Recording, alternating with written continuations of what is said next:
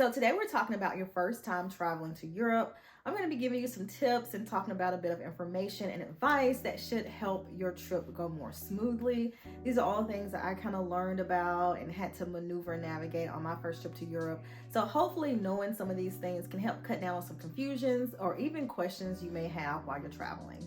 Number one is your passport holder. Now, obviously, if you're going to be going overseas to Europe or to another country, you are going to need a passport, and you may have one of these little nifty passport holder book things. And mine right now is not even in it right. It's just kind of stuck. It's just kind of stuck in this like little side pocket here. And that's simply because while you're traveling, you're gonna have to keep taking it out of your passport holder, or whoever you give it to is just gonna take it out. So it's kind of inconvenient to keep putting it in and taking it out every time somebody needs to see it. So I just got to a point where I just stick it in that little pocket. And as a matter of fact, while I'm in the airport, I tend to just not put my passport in the passport holder, and I put it back in there after I leave the airport. And to me, it just becomes inconvenient to have to keep taking it in and out. It's not to say that your passport holder is completely useless. It does keep your passport in good condition while it's stored away and you're not traveling. But for the most part, while you're actually traveling in the airport and having to show your passport to people, they're probably just gonna ask you to take it out or just take it out themselves. So number two is going to be your seat selection on your airplane. Now, I've been in several seats, especially on some of the bigger planes that go overseas.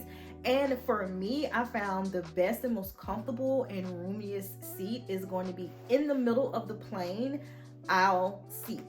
So that means you're actually seated in the middle of the plane, because generally speaking, the bigger planes, they have a window aisle and then seats in the middle and then a window aisle. So sitting in the middle on the aisle seat tends to be a little bit more roomier in my opinion.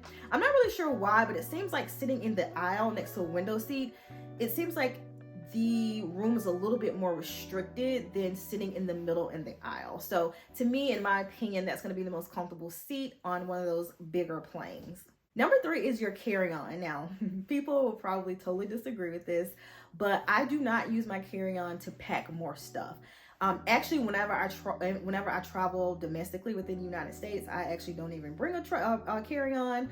But when I do travel overseas, I do have one, and I pretty much use it as a backup or an emergency bag. And I tend to keep things like charger cords and things like that, so I can charge my devices while I'm actually traveling or I'm on a layover. But for the most part, I keep like an extra pair of underwear, a toiletry bag with a toothbrush, some toothpaste, some floss, alcohol swabs, and a washcloth. But other than that, I don't really use my carry-on to pack more things. And that's for a couple of reasons. So it may seem like a good idea to use your carry-on to pack more stuff that you probably don't need. But when you're kind of going through the airport and you're lugging all that stuff around, it does not make for comfortable travel, at least not in my opinion. And we like to travel pretty comfortably. So if I have to leave a couple of things at home so I don't have to like put them in a carry-on, making it heavier and giving me more things to carry around the airport, I will leave extra things at home and just stick to the basics that I generally carry in my carry-on bag.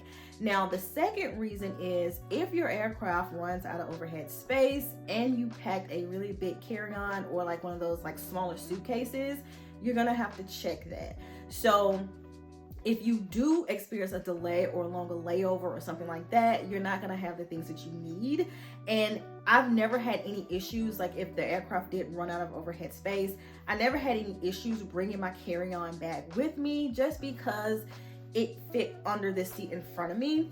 This is generally the carry-on bag that I carry with me. This is actually very comfortable. It's like a small and medium sized kind of tote.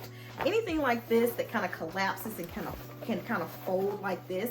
So even if I, have like a jacket or something in here, I can still maneuver and kind of fold this to fit under the seat in front of me. So even if I have a delay or a longer layover, I still have my carry-on bag with me, which is actually the whole purpose of me bringing it. Now, number four is going to be pack some nicer clothing. Now, you don't have to be like super dressed up or dressed to the nines, but being in Europe, I have noticed that people tend to like to get dressed up.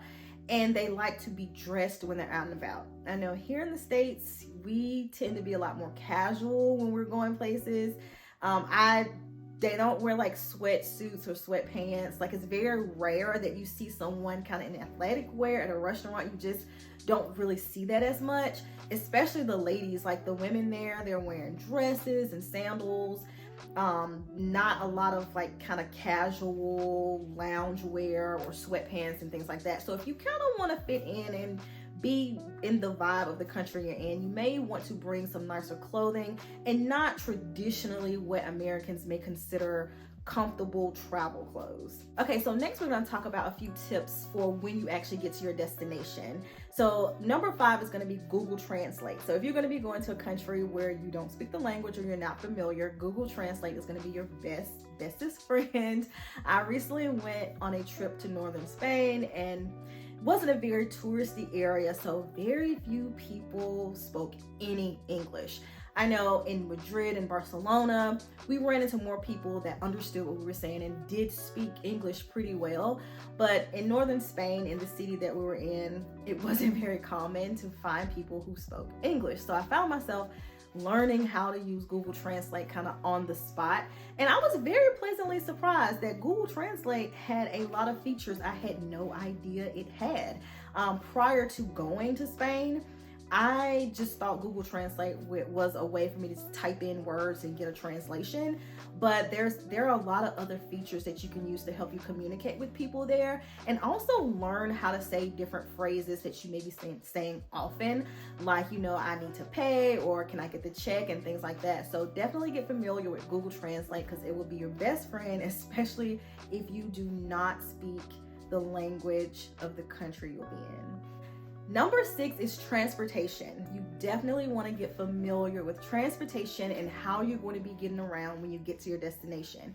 If you're going to be in a more walkable area, walking is probably going to be the best form of transportation, especially if where you want to go is within a few miles of your hotel. But you definitely want to get familiar with bus routes, train routes, subways, taxis, Uber, or any other ride share options that may be available to you. And it wouldn't be a good idea to assume that some of the more popular ride share options like Uber is going to be available to you, because like I said, I went to Barcelona and Madrid and Uber was available there, but in northern Spain it was not available. As a matter of fact, we were trying to get an Uber and we were like, why are there no cars available? But that's because Uber is not available in the Asturias region in Spain, so we had to kind of figure out another way to get around. So definitely be familiar with those other different ways of transportation, because you don't want to spend a lot of time trying to figure out how to get from place to place, especially if your time is limited and you have a lot of things planned. Okay, so number 7 is going to be idle time between landing and check-in. Now, some hotels may have your room available and ready earlier than the check-in time. Some hotels will even let you check in and you come back later after your room is ready.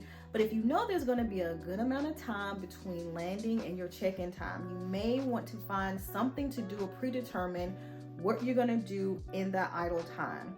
And also, when it comes to your luggage, a lot of times your hotel will hold your luggage if your room's not ready. So be sure to go by your hotel to drop your luggage off, because you don't want to be roaming around a city with your luggage and having to drag it around, because that is not fun. But when it comes down to what you're going to do in between that time you can check in, I suggest doing something like a tour, like schedule a tour. And I just say that because I think, like, if you've been doing a lot of traveling, you don't really want to have to figure out what to do with idle time, because most likely you're probably ready to get in a hotel and maybe shower and rest up a bit. And I think it can be a little tiresome and kind of annoying to have to sit around waiting for your room to be ready. So if you schedule something like a tour, you really don't have to think much about what to do. You're just pretty much following someone. I know we did this one time. We scheduled a Segway tour while we were waiting for our room to be ready, and it just kind of took that edge off of trying to figure out what to do while we waited for our room. So if you don't even have to schedule a tour, but just kind of determine how much time is going to be between landing and check-in, and determine what you want to do with that time. Like, if you have an idea, like maybe you do have a plan to where you want to walk around the city and explore, but just be prepared for that, because like I said, sometimes like after you've been traveling a long time, you really don't feel like roaming around and exploring. You're probably just ready to get in your room, and trying to figure out what to do with idle time can be a bit annoying. So if you can, try and determine what you want to do with that time. Number 8 is explore outside of the touristy areas depending on your destination. Like if you're in a safer destination, if you're in a safer place where you're not really worried about, anything bad happening, definitely explore into some of the neighborhoods. We've done this before, and I found it to be very interesting and a lot of fun to see how the locals actually live in these countries that we visit. And you get to see how they go grocery shopping and how like the type of activities that they're doing throughout the day. And sometimes, like especially if you travel enough, being in touristy areas is fine. You can do tours and go to different shows, but sometimes to experience the culture, you have to explore a little bit outside of those areas just to see what the locals are doing, explore in the neighborhoods and see how they're actually living, what they're eating, what they're doing on a day-to-day basis. And to me, like I find that to be a lot more interesting, especially when you start traveling a little bit more, because there's only so many city tours that you can do. So I just think doing that kind of puts a little bit of interest back into your travels. Okay, so next we're going to talk about money, ATMs, foreign currencies, and things like that. So number 9 is going to be something I personally always have to do.